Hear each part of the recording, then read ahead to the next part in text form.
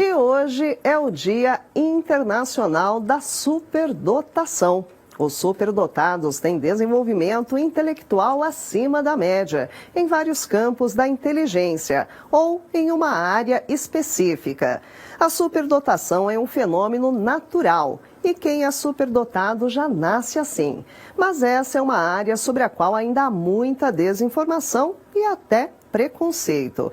E para falar um pouco sobre superdotação, nós convidamos o professor Fabiano de Abreu Agrela, que é PhD em neurociências. Ele está aqui conosco ao vivo. Como eu disse, hoje o boletim está recheado de informações. Vamos lá, deixa eu colocar aqui o doutor Fabiano na nossa tela. Boa noite, doutor Fabiano. Muito obrigada pela sua participação. Boa noite, tudo bem? Eu agradeço pelo convite. Tudo bom, doutor Fabiano. Vamos falar aí hoje, nessa data tão especial, sobre os superdotados. Aliás, o senhor faz parte, não é, desse grupo. Então, eu queria começar perguntando como identificar e quais são, qual é a diferença, como identificar pessoas que são superdotadas? A identificação não é difícil. Você pode analisar pela própria maturidade em relação à idade. Quando você percebe que aquela criança, na idade dela, ela tem mais curiosidade do que outras crianças e ela apresenta o que a gente entende como inteligência maior do que das outras crianças, inclusive com mais conhecimento, porque como ela é curiosa, ela tem a necessidade de adquirir mais conhecimento, então ela acaba tendo mais conhecimento e fazendo coisas que outras crianças não fazem. Então, às vezes os pais acham impressionante e começam aí a entender e querer saber se o filho é ou não superdotado. Agora, inclusive, a gente tem aquela ideia de que os superdotados são aquelas crianças que gostam de jogos eletrônicos, de xadrez, de matemática. Isso é verdade ou isso é um mito? Isso é um mito. Por exemplo, eu não gosto de jogos.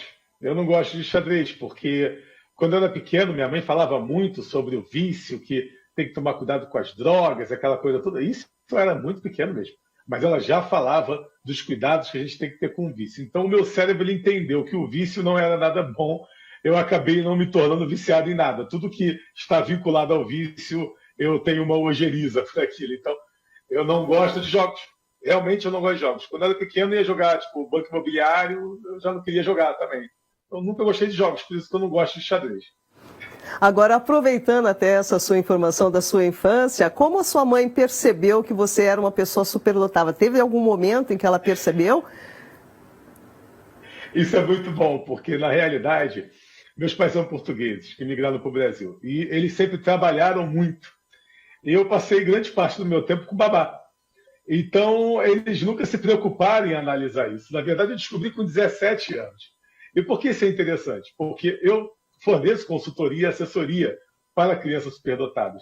E justamente pela minha experiência de vida, não somente pelos estudos como neurocientista, eu consigo passar ideias, planejamentos que os pais podem fazer que os meus próprios pais não fizeram. Né? Não, meus pais até falam, filho, desculpa, mas é porque a gente trabalhava muito. Eu falo, não, pai, olha, a minha educação foi maravilhosa, eu sou um bom filho, não sou... consegui sucesso profissional, não foi?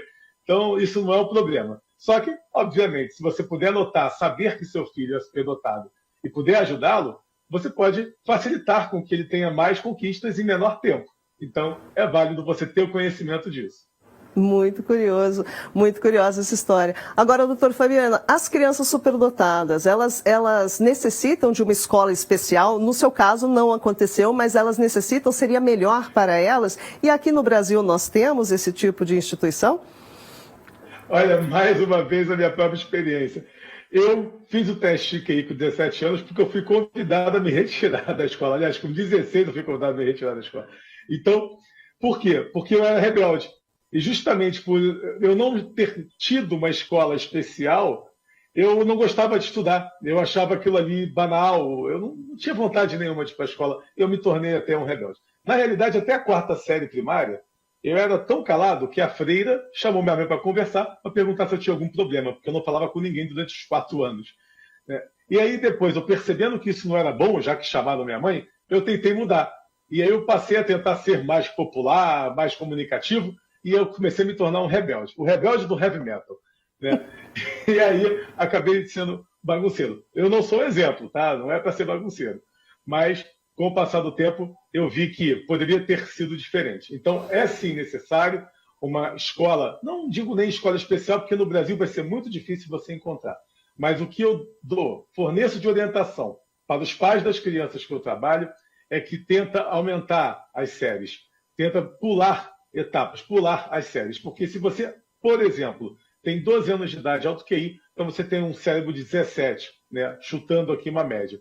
Logo, você tem que estar junto com pessoas que têm a idade cerebral que você tem. Né? O próprio exemplo é o Caio Tempone, que também é meu cliente, que com 12 anos passou para a medicina.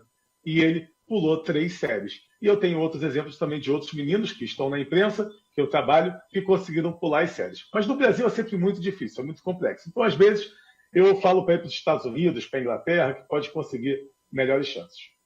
Perfeito. Agora, inclusive, até comentando sobre isso, sobre o relacionamento, né, dessas crianças que não estão em alguma escola especial, é incrível que ainda tenha uma espécie de preconceito, né, com os problemas que elas podem vir a enfrentar, até por não entenderem a diferença. Isso, ainda existe isso. Alguns problemas, por exemplo, quando eu era pequeno, meus amigos me chamaram para brincar de Cavaleiro dos Zodíacos. E eu não gostava mais de brincar de boneca, não queria brincar de boneca. E eu estava parado olhando o beija-flor, né, batendo suas asas e parado no mesmo local. E eu fiquei parado olhando, observando. E meus amigos, por que você não brinca com a gente? Vai brincar com a gente? Tal. Eu falei, não, estou aqui observando. Mas o que você está fazendo aí, olhando o beija-flor? Eu falei, pois é, eu sempre que ele fica parado, é o formato que ele bate as asas. Ele bate as asas em 8, então ele consegue ficar ali no mesmo lugar. E aí meus amiguinhos falaram assim, nossa, você é doente. Então eu já ouvi essa palavra, você é doente, várias vezes. E acontece ao longo do tempo, ao passar do tempo, de pessoas às vezes que não vai interagir tanto com você, ou você mesmo não vai querer interagir. Hoje, com 41 anos de idade, eu mesmo opto às vezes por não interagir com pessoas que não vão me trazer conhecimento, ou que são fúteis demais. Então algumas questões não são legais. Então eu prefiro muito mais seja qualquer pessoa, mas que possa me trazer qualquer conhecimento. E isso é o que me dá a recompensa, o que faz eu liberar os neurotransmissores da recompensa, é ter conhecimento. Doutor Fabiano, por que especificamente o dia 10 de agosto foi escolhido como o dia da superdotação? Pois é, a Organização Mundial da Saúde. Eu não pesquisei ainda sobre isso, por que o dia 10 é considerado o dia mundial da superdotação, mas vindo da Organização Mundial da Saúde, eu fico pensando, qual o vínculo com a saúde, né? Ok, com a saúde mental. Mas a superdotação não é doença, né? E está longe de ser um transtorno, muito pelo contrário. Eu tenho estudos que comprovam que pessoas superdotadas elas têm até maiores chances de condicionar o cérebro para que não tenha transtornos mentais. E o alto QI, ele é um processo evolutivo, porque cientificamente é comprovado que os neurônios são mais robustos, os dendritos com maior alcance, maior potencial sináptico, e isso está relacionado à própria evolução humana. E justamente o QI está diminuindo por causa do excesso de uso de rede social, porque estamos regredindo nessa evolução humana. Né? Por causa da rede social, tem toda uma explicação por causa disso, ciclo da recompensa, etc. Então, tem a ver com a evolução, não tem a ver com problema, com doença, e é isso que a gente tem que analisar. Porque a maioria das crianças autistas tem alto QI. Não, pelo contrário. A minoria das crianças autistas tem alto QI. É porque, como os autistas fazem teste de QI, acaba aparecendo mais pessoas de alto QI. Mas a maioria dos autistas não tem alto QI. Esse assunto é interessantíssimo, em especial essa relação aí com as redes sociais daria um assunto para um outro programa. Mas, então, agora, até para finalizar, doutor Fabiano, que conselho o senhor daria para os pais ou para as pessoas que percebem alguma diferença, digamos assim, uma pessoa que eventualmente pode ser uma pessoa superdotada, e o que ela deve fazer para facilitar a vida? Fácil. Eu recomendo que busque um profissional, um neuropsicólogo, um especialista em teste de QI, já que você tem essa convicção, falei entre aspas, porque tem pais que às vezes acham que o filho é muito inteligente e ultrapassa os limites da coerência ali, da cognição, da percepção. Mas se você tem essa certeza que o filho é superdotado, tem que fazer o teste de QI, sim. E procurar um profissional habilitado. Tá? Tem muitos profissionais que não são bons também. No Brasil, principalmente. E, inclusive, eu sou membro da Society for Neuroscience nos Estados Unidos e eles falam que, em relação aos testes de QI do Brasil, está se tornando algo muito preocupante, né? Inclusive, uma das sociedades de alto QI que eu participo, que eu sou membro, eu estava numa reunião na Alemanha e eles me disseram sobre as suspeitas dos testes de QI do Brasil e das crianças, até o alto número de crianças aparecendo com alto QI. Então, busca um profissional sério, habilitado, para fazer o teste. E aí, com o resultado do teste, você vai poder tomar medidas, entre elas, negociar com a escola uma bolsa ou um percentual de bolsa, né? Ou então avançar as séries. Esse é o meu trabalho. Eu forneço a consultoria para poder indicar, inclusive até mesmo escolas e universidades que dão bolsas, que podem privilegiar, né? Um exemplo do próprio Hélio, menino superdotado, saiu na imprensa, que aprendeu inglês primeiro que o português. E eu falei com a mãe, vai para a Inglaterra. A mãe foi para a Inglaterra, hoje ele está na mesa da Inglaterra e eles já estão preparando as malas para se mudar em breve. Perfeito, interessantíssimo. Bom, nós conversamos aqui com o professor Fabiano de Abreu Agrela, que é PhD em Neurociências. Muitíssimo obrigada pela sua participação e espero poder tê-lo aqui novamente em outras ocasiões. Obrigado, espero o convite e até a próxima. Até a próxima, boa noite, muito obrigada. É isso aí, pessoal. Assunto interessantíssimo isso, vocês não acham, não? Realmente muito bacana.